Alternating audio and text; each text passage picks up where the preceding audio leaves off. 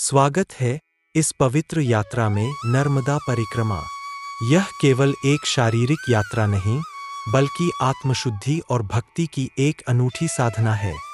यह मार्ग हमें सहनशीलता, समर्पण और आत्मज्ञान की ओर ले जाता है।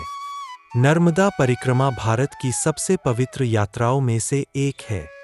अन्य तीर्थयात्राओं के विपरीत, यह किसी एक स्थान की यात्रा नहीं, बल्कि पूरी नर्मदा नदी के चारों ओर की जाती है। लगभग 2600 किलोमीटर की यह यात्रा मोक्ष प्रदान करने वाली मानी जाती है। नर्मदा परिक्रमा का उल्लेख प्राचीन हिंदू ग्रंथों में मिलता है। कहा जाता है कि स्वयं भगवान शिव ने नर्मदा को आशीर्वाद दिया था।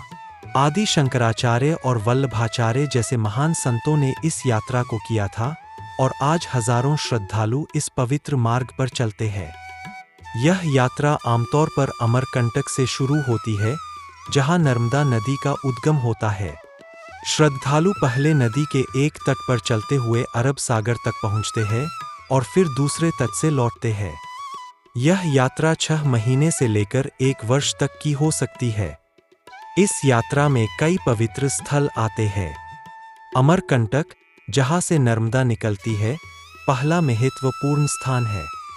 ओंकारेश्वर, जो 12 ज्योतिर्लिंगों में से एक है, यहाँ की आध्यात्मिक शक्ति अद्भुत है। महेश्वर अपने ऐतिहासिक घाटों और मंदिरों के लिए प्रसिद्ध है।